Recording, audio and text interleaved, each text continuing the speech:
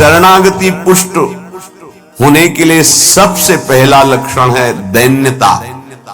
जो जितना झुकता है वो उतना महान होता है। झुकने वाला ऐसा नहीं कि जिसके प्रति झुक रहा है वो महान है, ऐसा नहीं। जो झुक रहा है वो महान है। दैन्यता। दूसरा है निष्कपटता। हमारे प्रभु की शरणागति की पुष्टता के लिए, शरणागति के तो अलग भाव वर्णन, हमारी शरणागति पुष्ट रहे, नष्ट ना हो। भगवत शरणागति पुष्ट तो भगवत प्रेम निश्चित प्रकाशित होता है। उपासक को देखना चाहिए कि दैन्यता है कि अभिमान है हृदय में।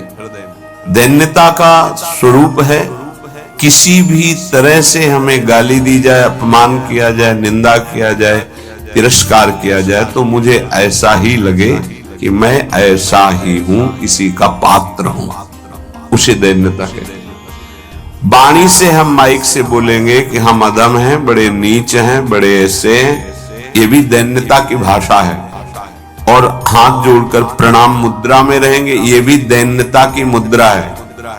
लेकिन यहां हृदय की दैन्यता को कह रहे हैं कि जब कोई दूसरा कहे तू नीच है, अधम है, पाखंडी है, दंभ करता है, भक्ति नहीं है, और अपने को सीधी बात ये लगे कि सही बात है, मैं ऐसा ही हूं, इसे दैन्यता कहते हैं। शरणागति हमारी जो विक्षिप्त हो जाती है, जो दोषयुक्त हो जाती है, जो पूर्ण नहीं हो पाती शरणागति, उसका कारण देहाभिमान, उसका कारण गुणाभिमान, साधनाभिमान, इनमें से कोई न कोई अभिमान होता है। इसलिए कह रहे सबसे पहला लक्षण बाबा की विचार में है दैन्यता, और ये बहुत प्रिय है दैन्यता भगवान को।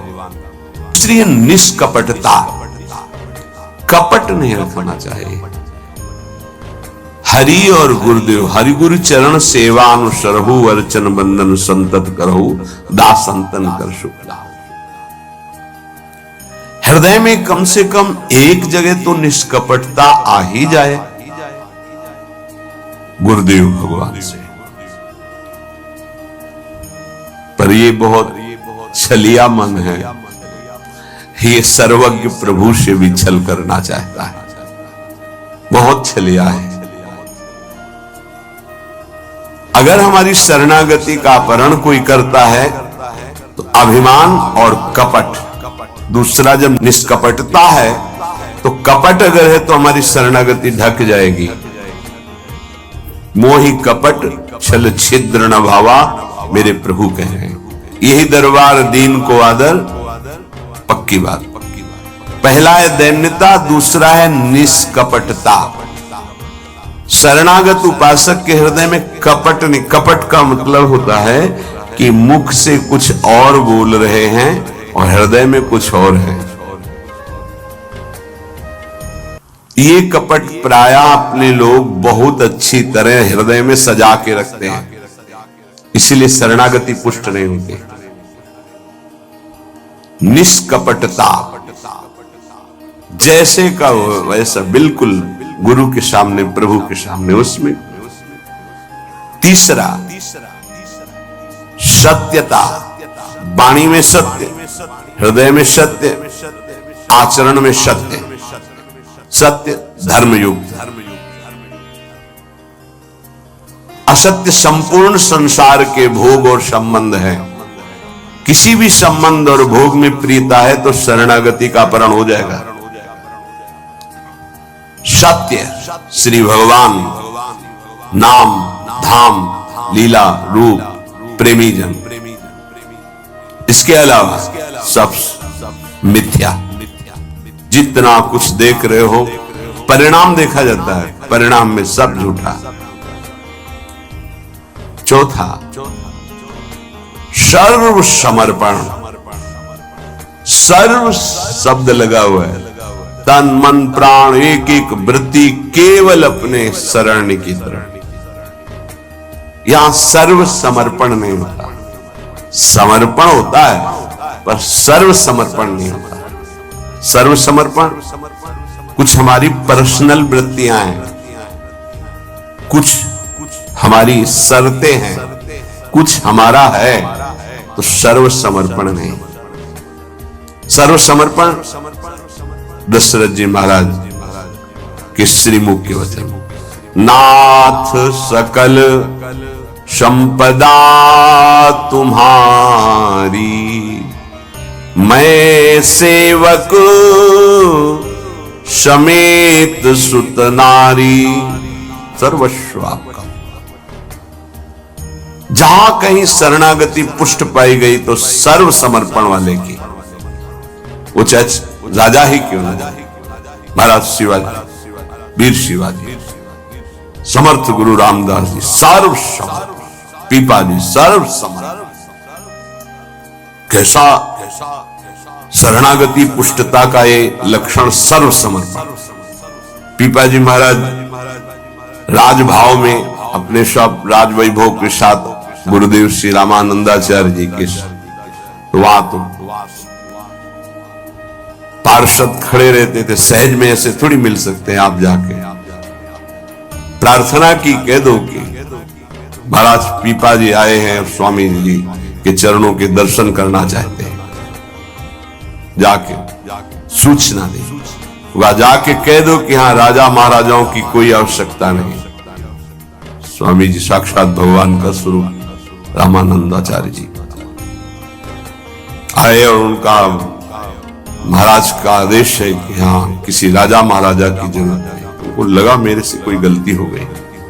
अच्छा, समस्त राज सैनिकों को, राज पोशाक को, सब एक साधारण तो कहा कह दीजिए कि नीच पीपा दर्शन करना चाहता है श्री चरणों के, अधम पीपा।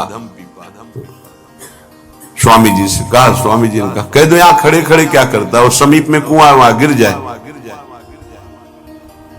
आए और कहा आदेश है स्वामी जी का, वो समीप में कुआं है वहां आप जाकर के गिर जाइए कुएं में। जो आ गया, स्वामी जी बिल्कुल नजदीक पहुंच रहे कुएं के। स्वामी जी बिल्कुल अब पहुंच गए हैं, अगला कदम रोक दो, रुक जाओ, वापस आ जाओ। स्वामी जी निकल के आए, दर्शन दिया, जाओ हम स्वयं आएंगे तुम्हारे नगर में, फिर तुम्हें मंत्र और विरक्तता सब प्रदान, महापुरुष बना दिया। पीपा जी का पावन चरित्र है, सर्व समर्पण, प्राण समर्पित है, कुएं में गिर जा, मतलब तन प्राण सर्व। पहले में राज धन वैभव, बड़ा शरणागति का महामहिम स्वरूप है। ये समर्पणता तो हम दिखाते हैं, लेकिन सर्व समर्पणता नहीं। कुछ अपना है, कुछ आपकी बात मान लेते हैं, इसीलिए वो खिचड़ी बनी रहती, शरणागति नहीं हो पाती। जब उपासक के हृदय में अपना अस्तित्व रहता है तो उसको भक्ति नौटंकी नाटक नजर आती है। अपनी वासना की पूर्ति, अपनी इच्छा की पूर्ति के लिए वो भगवान की उपासना को नाटक समझने लगता है।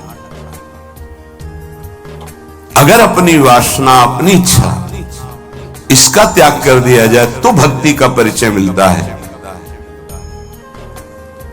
प्रायः बड़े बड़े महाभागवतों के घर वाले ही, परिवार वाले ही उनको नहीं समझ पाए और उनका तिरस्कार करें। इस बात के लिए वो जैसा चाहते हैं वैसा आप चलिए, उनको जितना पसंद है आप कीजिए। जैसे कुछ भक्तों को कि हमको पूरी रज लगाना पसंद नहीं, बस हल्का सा तिलक लगा लीजिए, क्योंकि आपने गुरुमंत्र लिया इसलिए तिलक लगा लीजिए। ये जरूरी है पूरा मुंह में थोपना, क्योंकि तुम्हारी दृष्टि नहीं है ना, तुम रज पसंद नहीं करते, गाल गोरे पसंद करते हो। ये पसंद करिए, चमड़ी कब तक रहेगी, नष्ट हो जाएगी, न तुम्हारी रहेगी ना जिसकी देख रहे हो उसकी रहेगी। पतन हो जाएगा। जिन जिन भक्तों का विरोध किया उनका पतन हो गया। ये सर्व समर्पणता भक्ति में जब साधक चलेगा तो अपने आप आ जाएगा, उसको किसी की कोई परवाह नहीं रहती। अपनी भक्ति में कहीं आंच नहीं आने देगा। जीवन की बाजी लगा दी है, अनंत जन्मों से बिगड़ी बात को बनाने चले हैं। तो हम ये देखते हैं कि देवता परिवार वालों की बुद्धि में बैठ करके उसको शरणागति से भ्रष्ट करना चाहते हैं। बस जैसा हम कहें वैसा तुम्हें चलना है।